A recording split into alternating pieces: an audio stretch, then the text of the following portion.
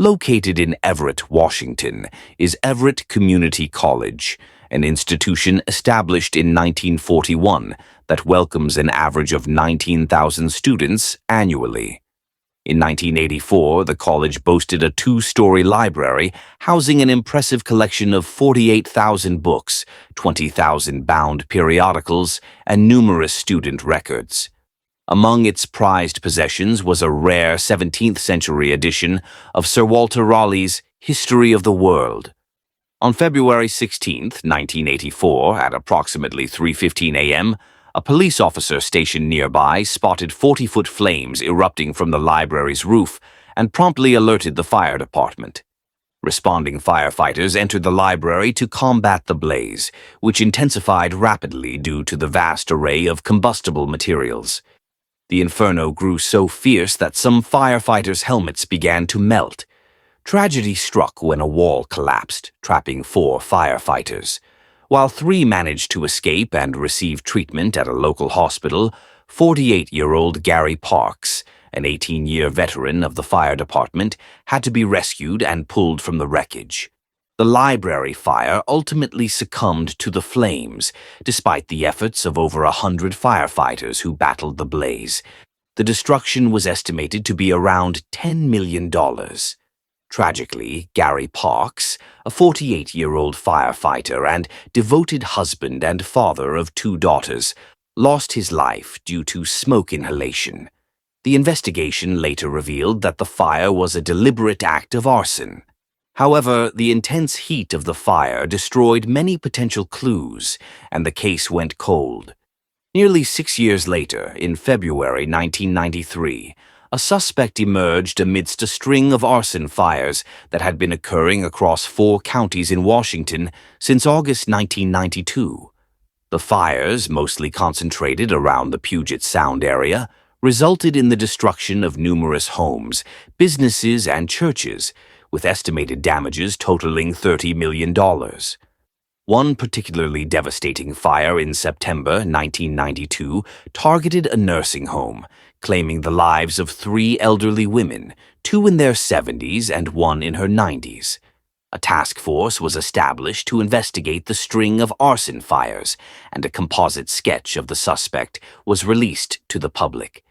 George Keller, a concerned citizen, contacted the task force, suspecting that his son, 27-year-old Paul Kenneth Keller, might be the perpetrator. Paul was subsequently arrested and confessed to being the arsonist, initially admitting to setting 76 fires, including the devastating nursing home blaze.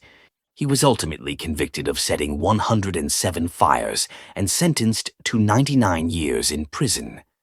During the investigation, it was discovered that Paul had been residing across the street from the college campus at the time of the library fire, and multiple witnesses reported seeing him near the library before the fire began. Despite his denial, through his lawyer, of setting the library ablaze, Paul refused to cooperate with detectives.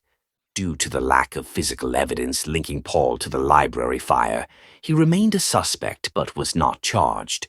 In 2003, the case was reopened, and the newly assigned detective began re-examining the motives behind the library fire, seeking to understand who would have wanted to target the college's library. The detective reassessing the library fire case was puzzled by the apparent lack of motive, leading him to consider the possibility that the crime was committed by a juvenile. He focused on the younger individuals on the list of 50 potential suspects, which led him to Elmer Nash, who was only 12 years old at the time of the incident. Nash's name appeared on the list due to graffiti implicating him in the arson. Notably, Nash already had a history of felony convictions for burglary and theft by the age of 12, and had even set his own home's couch ablaze on one occasion. Furthermore, Nash and 2 friends were spotted near the library on the night of the fire. When one of Nash's friends was questioned, he denied involvement but claimed to have had a premonition about the fire, providing details that had not been publicly disclosed, including the use of matches to start the blaze. The detective considered Elmer Nash and his friends as potential suspects, But lacking concrete evidence, the case was put on hold once again. Meanwhile, Nash's troubles with the law persisted throughout his teenage years and into adulthood, amassing 14 felony convictions and 58 misdemeanors. His life was marked by frequent prison stints and an inability to maintain steady employment. Years later, in 2011, the case was reopened, but progress remained elusive until 2017. That year, a detective assigned to the case coincidentally encountered Nash at the local jail, where he was being booked for an unrelated offense. Recognizing Nash as a prime suspect in the library fire, the detective seized the opportunity to approach him. He asked Nash if he would be willing to speak with him and his partner, and Nash consented to the conversation. Initially, Nash denied any involvement in the library fire. However, as the questioning continued, he gradually revealed more information, eventually admitting to being on the library's roof that night. When a detective mimicked the action of sparking a lighter, Nash corrected her, stating that matchsticks were used instead. Further inquiry led Nash to confess that he and 2 accomplices had broken into the library with the intention of theft, and subsequently set the fire to eliminate evidence of their presence. Although the police now had a confession, they sought additional evidence to solidify their case against Nash. Over the next few years, investigators spoke with individuals familiar with Nash, and 7 people came forward stating that Nash had admitted to starting the fire. In the spring of 2021, Elmer Nash, then 47, was charged with the first-degree murder of Gary Parks. The district attorney offered Nash a plea deal, proposing a reduced sentence in exchange for a guilty plea. By pleading guilty, Nash faced a recommended sentence of 3.5 years in prison, significantly lower than the potential 34 to 45 years. However, this recommendation was subject to the judge's discretion. Following his guilty plea, Nash was granted freedom until his sentencing hearing on May 13th, but he failed to appear. Authorities found him at home, under the influence of drugs, and took him into custody. Contrary to the agreed-upon recommendation, the judge sentenced Nash to 10 years in prison, accompanied by a lifetime parole. The investigation remains inconclusive regarding whether Nash acted alone in setting the fire, and authorities have not indicated if further arrests are anticipated. Currently, 47-year-old Elmer Nash is serving his sentence at the Washington Correction Center in Shelton, Washington. 8-year-old Jennifer Schuett suffered a horrific ordeal, being kidnapped, assaulted, and left for dead. Miraculously, she survived despite sustaining severe injuries that rendered her speechless, but her memory remained intact. Years later, Jennifer would play a pivotal role in solving her own case, bringing an end to her attacker's notorious reign of terror. In the quaint town of Dickinson, Texas, Jennifer lived with her single mother, Ellen, in a modest apartment situated in a troubled neighborhood. On August 9, 1990, at 2:30 a.m., Ellen made an unusual request for Jennifer to retire to her own room, as she needed an early start the next morning.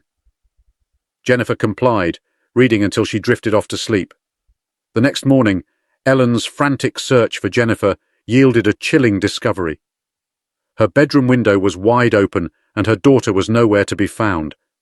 It became apparent to responding officers that Jennifer's disappearance was no ordinary runaway case. The investigation began immediately, with authorities launching a thorough search. Later that day, at 6:30 p.m., local authorities received a distressing call from parents whose children had stumbled upon a lifeless body in a nearby field. The gruesome discovery revealed the badly injured body of a young girl, later identified as Jennifer Schuett. Time was of the essence as emergency responders rushed Jennifer to the hospital, her survival hanging precariously in the balance. Her severe injuries included a throat slit from ear to ear, suggesting a possible sexual assault. The brutality of the attack was so extreme that hospital staff barred Jennifer's mother from entering her room, shielding her from the traumatic sight. Miraculously, Jennifer's attacker had missed the major arteries in her neck, sparing her life. News of the heinous crime sent shockwaves through Dickinson, Texas, leaving the small community reeling. Jennifer's mother was beside herself with worry. When Jennifer regained consciousness post-surgery, her behavior underwent a dramatic shift. The Dickinson Police Department assigned a team to guard her hospital room, but the constant presence of male doctors and staff triggered intense panic in Jennifer, plunging her into a state of persistent distress. In Jennifer's eyes, everyone was a potential suspect. Notably, she exhibited an unusual wariness towards police officers, a detail that would later gain significance as her story unfolded. Initially unable to communicate verbally with investigators, Jennifer relied on writing to convey her experiences. With notebook and pen in hand, she began sharing crucial information, primarily through notes passed to her mother, who then relayed them to the officers outside. Despite being only 8 years old, Jennifer demonstrated remarkable intelligence and attention to detail. Her written accounts provided vivid insights into the traumatic events. According to Jennifer's written testimony, she fell asleep in her bedroom, but awoke in the arms of an unfamiliar person. The stranger reassured her, falsely claiming to be a police officer and urging her to remain calm. He then transported her in a car, holding her on his lap. It was at this point that Jennifer's instincts screamed that something was terribly wrong. Jennifer's understanding of the police as the good guys clashed with the stranger danger warnings she had learned, creating a deep-seated distrust, especially towards male authorities. To alleviate her fears, the assailant pulled into the local elementary school parking lot, assuring her they would wait for her mother to arrive at sunrise. However, his actions, smoking, drinking, and offering candies, raised stark red flags, eerily mirroring the warning signs taught in child safety programs. As doubts crept in, the man's ominous words echoed, "Well, your mum's not coming." He restarted the car, driving Jennifer outside town to a secluded field. There, her questions were met with silence.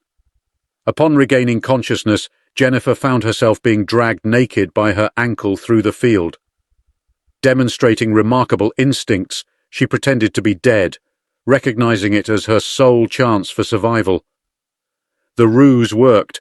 Her attacker dropped her legs and walked away, leaving her for dead on an anthill. Jennifer's capacity for quick thinking and resilience in the face of unimaginable horror is staggering, considering her tender age. As sunrise approached, Jennifer heard the reassuring sounds of children playing and dogs barking nearby. She tried to scream but couldn't. Instead, she summoned the strength to cover her neck with her right hand, only to see it drenched in blood. Drifting in and out of consciousness, Jennifer's resolve remained unwavering.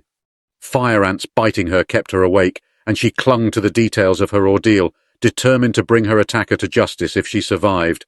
Remarkably, Jennifer had extracted crucial information from her captor during their car ride, including his name, Dennis.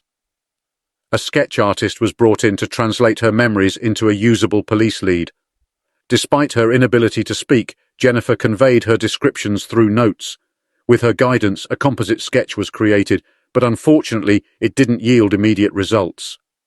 The police's public appeal and search only turned up scattered clothing from Jennifer and her attacker in the field. Frustrated and angry, Jennifer struggled to express her discontent, her silence exacerbating her emotions. It was then that a remarkable breakthrough occurred. During one of Jennifer's frustrated, silent outbursts, a faint sound unexpectedly escaped her lips.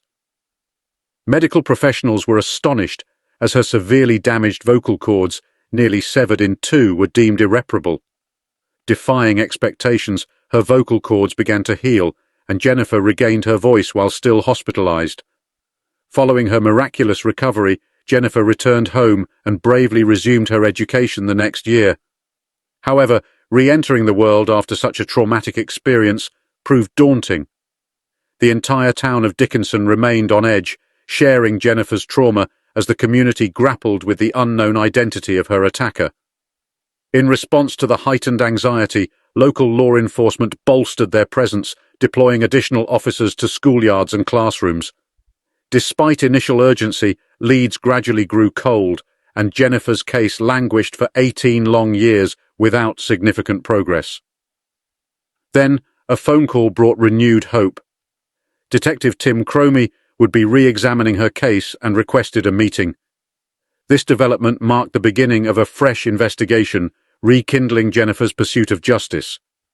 The meeting with Detective Tim Cromie marked a turning point for Jennifer. His unwavering commitment, "I'll do everything in my power until the end of my career to get you the answers you need," instilled hope and transformed her outlook. Detective Cromie enlisted the Federal Bureau of Investigation's expertise, revisiting evidence from 18 years prior, including clothing found in the field. Time, though frustrating, had brought advancements in DNA technology. A year-long process unfolded, but ultimately proved fruitful. At 2:30 a.m., the DNA lab called, revealing a breakthrough. The Federal Bureau of Investigation had matched a name to the DNA evidence, Dennis Earl Bradford. This revelation corroborated Jennifer's childhood notes, astonishingly accurate despite her age, pain medication, and speechlessness at the time. Her insistence that her attacker's name was Dennis had been dismissed as a fragile lead. Now, it stood as a testament to her resilience. Investigations revealed 39-year-old Dennis Earl Bradford from Arkansas had been released from prison merely 6 months after Jennifer's abduction, having served time for another kidnapping. This chilling connection underscored the gravity of Jennifer's case and the significance of Detective Cromie's tireless efforts. Dennis Earl Bradford's downfall began with his attempted sexual assault on another woman in a bar, 7 years after Jennifer's abduction. This incident eerily mirrored his earlier crime, with choking and knife threats. His DNA, collected from this subsequent assault, was entered into the national database, ultimately matching evidence from Jennifer's case. Further investigation uncovered his 1990 driver's license, providing conclusive proof. Armed with this evidence, authorities secured a warrant and apprehended Dennis. At the press conference announcing Dennis's capture, Jennifer publicly expressed her gratitude. "First and foremost, I'd like to thank Detective Tim Cromie of the Dickinson Police Department and Special Agent Richard of the Federal Bureau of Investigation for their tireless efforts and unwavering dedication over the past year and a half. Their commitment to my case from day one never wavered." Jennifer's statement highlighted the significance of Detective Cromie's promise to seek justice and his unwavering faith in her determination. As Jennifer prepared for the trial, Dennis Earl Bradford took his own life in his cell on the day the trial was scheduled to begin, thus avoiding the consequences of his heinous crimes. Jennifer's courageous journey, spanning nearly 2 decades, finally achieved closure, though not through the trial she had anticipated. Seeking closure, Jennifer visited Dennis Earl Bradford's grave, reading her victim impact statement aloud, wondering if he might hear her from beyond. In a poignant moment, she was bitten by a fire ant, eerily reminiscent of the ants that had tormented her in the field 19 years prior. To Jennifer, this was a sign, a symbol of resolve and resilience. Reflecting on her journey, she noted, "Throughout this ordeal, I've pursued 2 vital objectives. First, to identify and bring to justice the man who kidnapped, assaulted, and attempted to murder me, ensuring he couldn't harm others. And second, to share my story with as many people as possible, inspiring fellow victims of violent crime to stand up and speak out." With pride and conviction, Jennifer declared, "Today I've achieved both goals. My case serves as a testament to the power of perseverance and the importance of seeking justice, no matter how long or difficult the journey may be. To all victims of violent crime, I urge you, never lose hope. Find your voice, speak out, and know that with determination, you're capable of overcoming anything." Despite carrying lasting scars, Jennifer refused to let her traumatic experience define her. She chose to reclaim her life, embracing hope and resilience. Jennifer even pursued building a family, despite medical warnings that her assault-related injuries made conception highly unlikely. However, sharing her story brought unexpected hope. A doctor stepped forward, offering assistance, and Jennifer's dreams of motherhood became a reality. She married, and 2 years later welcomed her first daughter, followed by a son. Today, Jennifer continues to amplify her voice as a passionate victim advocate, shattering the silence imposed upon her. Her courageous journey serves as testament to her unbreakable spirit. Even as a child, Jennifer demonstrated remarkable strength, outlasting the darkness that sought to claim her. Her story now inspires others to find their voices, rise above trauma, and reclaim their lives. In the rural expanse of southwest Missouri, a long-abandoned farmhouse concealed a profound and sinister secret for 30 years.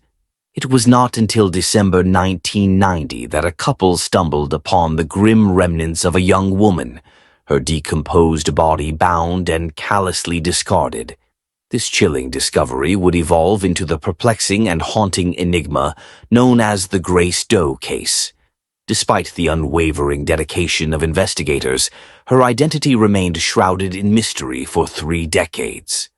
On December 2, 1990, Randy and Linda Groller unearthed a disturbing find while scouring Oscar Taly Road, situated on the border of Pineville and Anderson, Missouri, in search of cans. Instead of discarded items, the couple encountered a haunting scene. A skull lay exposed in the grass near a forsaken farmhouse, accompanied by scattered skeletal remains and the victim's tattered clothing. The coroner's examination uncovered the harrowing details of the victim's demise, suggesting she was likely in her 20s and had endured extreme brutality. The elaborate binding method, utilizing a variety of materials, including nylon and lead ropes, coaxial and telephone cables, paracord and clothesline, testified to the cruelty inflicted upon her. This gruesome discovery sent shockwaves through the community, leaving residents reeling from the realization that such savagery could occur in their midst. A multi-agency task force comprising the McDonald County Sheriff's Office, Coroner's Office, Missouri State Highway Patrol, Benton County, Arkansas Sheriff's Office, and University of Arkansas anthropologists joined forces to seek justice for the victim they came to call Grace Doe. Investigators were cautioned that unraveling her identity might require divine intervention, aptly coined by the grace of God. Despite meticulous crime scene analysis and tireless efforts, Grace Doe's identity remained an enigma. The circumstances surrounding her death, a suspected assault and brutal slaying, estimated to have occurred 2 months prior to discovery, only deepened the mystery. However, one binding material offered a tantalizing clue: military-grade paracord, exclusively sold to the military in the 1990s. This thread of evidence hinted at a potential lead, but the case remained shrouded in uncertainty. Detective Lori Howard, who dedicated years to the case, unearthed a chilling revelation. A 10-year-old boy claimed to have stumbled upon the remains approximately a month before the Groller's discovery.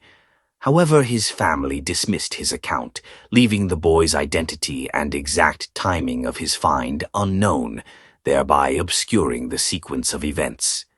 Lieutenant Michael Hall, who would spend 15 years working on the case, hypothesized that the victim was likely transported to the location rather than being held captive there. The remote Oscar Taly Road, although secluded, was accessible from nearby state highways in 1990, making it a viable yet unfamiliar location for the perpetrator. Initially, investigators assumed the perpetrator was local, but later reconsidered, suggesting they might not have been familiar with the farmhouse. Sheriffs Schlesman, Evenson, and Howard persistently pursued leads, investigating over 200 tips, but none yielded conclusive evidence. As the case grew cold, detectives continued their quest to uncover Grace Doe's identity, albeit with limited success. The emergence of advanced DNA forensic technology gradually rekindled hope. Grace Doe's profile was integrated into prominent databases, including National Missing and Unidentified Persons System, Combined DNA Index System, and the University of North Texas Center for Human Remains, potentially paving the way for a breakthrough in the case. Despite initial matches, Detective Howard persevered, collaborating with a facial reconstruction expert and a Federal Bureau of Investigation instructor in 2009 to create an accurate likeness of Grace Doe.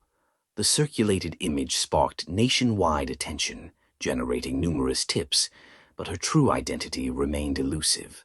One of the artist's renditions reignited interest in the case, prompting investigators to partner with Othram to identify potential relatives. This collaboration ultimately yielded significant breakthroughs. In January 2021, Othram provided crucial information on possible relatives through genealogy research. Investigations led to Danielle Pixler, who revealed her long-lost half-sister, Shauna Garber, had been in foster care. Danielle had spent 28 years searching for Shauna. She agreed to provide a DNA sample collected by the Topeka, Kansas Police Department and sent to Othram for familial testing. The wait finally ended in March 2021 when DNA confirmation revealed Grace Doe's true identity to be Shauna Beth Garber, born March 1, 1968, in Garnett, Kansas. This conclusive discovery brought closure to Danielle's search and solved the haunting mystery that had captivated the community for decades. Shauna Beth Garber's life was marked by unspeakable tragedy, mirroring the brutality of her death. Born into a tumultuous household in Topeka, Kansas, Shauna endured severe abuse at the hands of her mother, alongside her two half-siblings. One horrific incident involved her mother dousing her in lighter fluid and setting her ablaze, prompting authorities to place the children in foster care. This traumatic event fragmented Shauna's childhood, separating her from her siblings at just 6 years old. Despite efforts to find stability, a failed adoption returned Shauna to the foster care system. She eventually aged out, driving her to seek connections with her adopted family in Oklahoma's Vinita or Claremore area. Shauna's adult life was defined by resilience amidst adversity. Participating in a work program, she secured employment at Hudson Foods, with transportation provided to and from her job. This program inadvertently led her to McDonald County, Missouri, where her life would meet a devastating and violent conclusion. Shauna's story serves as a poignant testament to the enduring impact of childhood trauma and the fragility of life. Despite facing unimaginable hardships, Shauna demonstrated remarkable strength and determination, leaving an indelible mark on those who eventually sought justice for her. With Shauna's identity confirmed, the McDonald County Sheriff's Office shifted focus to unraveling the mystery surrounding her tragic death. Lieutenant Hall and his team launched a comprehensive investigation, seeking to reconstruct Shauna's life from her exit from the foster care system to the discovery of her remains in December 1990. Investigators aimed to fill gaps in Shauna's adult life, exploring potential connections and movements. Paul, a key figure in the investigation, suggested Shauna might have resided in southeast Kansas or Joplin, Missouri, possibly using the alias Shauna Harvey. Uncovering details about her life could provide pivotal clues to her untimely demise. The investigation involved re-examining old leads and re-interviewing potential witnesses. Detective Laurie Howard pursued a promising lead, a woman who, as a teenager, reported hearing a scream near the crime scene on Halloween night in 1990. The witness and her friends were at a nearby house when a loud truck drove by, capturing their attention. This witness's account sparked renewed interest, and investigators sought to corroborate her story. The timing, Halloween night, mere weeks before Shauna's remains were discovered, raised questions about a potential connection. Was the scream linked to Shauna's murder, or was it an unrelated incident? The witness's testimony became a crucial thread in the intricate tapestry of the investigation. Further investigation outside revealed disturbing details: 2 vehicle doors opening, a scream, and a single door slamming shut before the truck sped away. The connection to Shauna's demise remained uncertain, but the witness's account raised critical questions.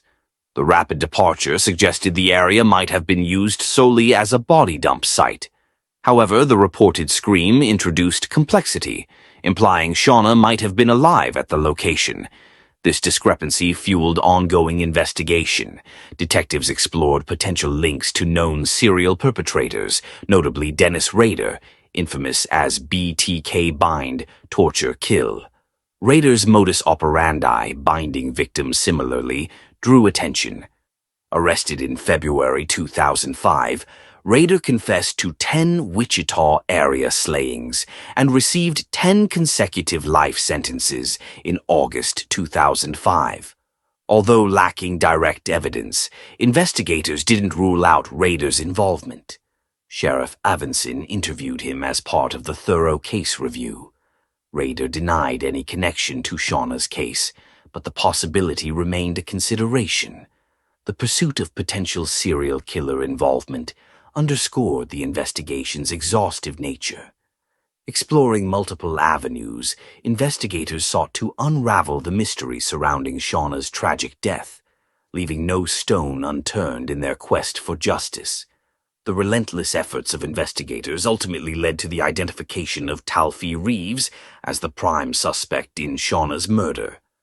Reeves, a familiar figure to law enforcement, had a notorious reputation within the local community. His life was cut short at 58 due to injuries sustained in a motor vehicle accident on November 15, 2021.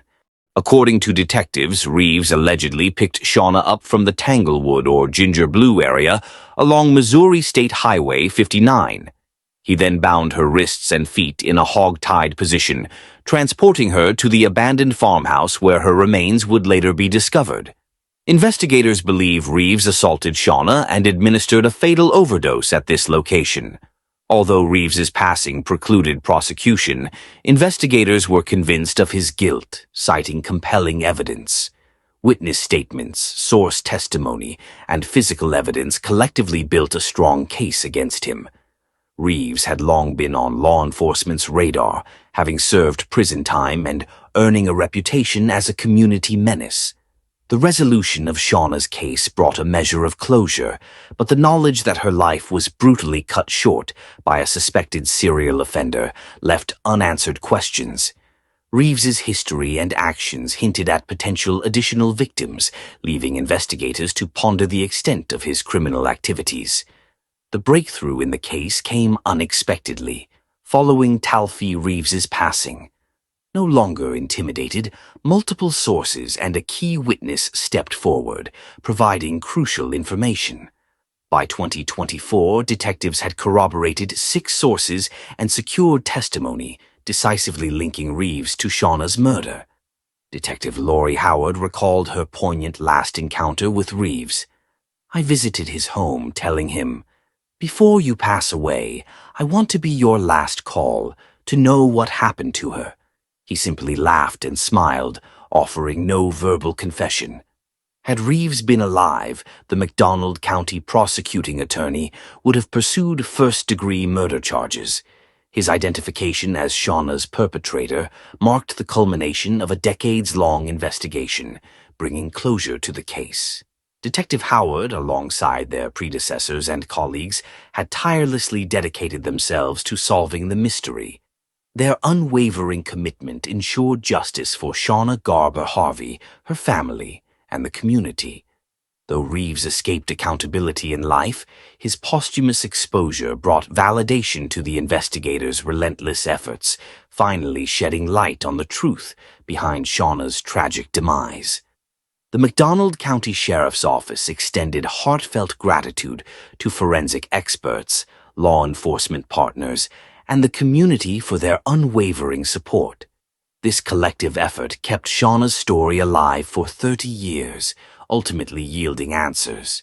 Advanced DNA technology, forensic genealogy, and tireless detective work converged to crack the case, shifting its status from open investigation to cleared by exception. For Shauna's family, resolution brought mixed emotions. Danielle Pixler, her half-sister, expressed relief. "I'm just happy it's solved. I was 3 months old when we were taken from our mom." She directed blame at their mother for Shauna's passing. Rob Ringwald, Shauna's brother, poignantly described growing up without her. "There was always a hole in my life I couldn't fill." Born 2 days before Shauna's birth, Rob began searching for her at 18. His wife later joined the quest. The discovery of Shauna's fate was devastating. Sitting in a box for 30 years was a painful reality. Following identification, Shauna was laid to rest in Buckland beside her great-nephew. Though Shauna's life and tragic end were marked by suffering, uncovering the truth provided a measure of solace for her loved ones and those who pursued justice on her behalf. The case's resolution serves as a testament to the power of perseverance and collaboration in seeking truth and closure.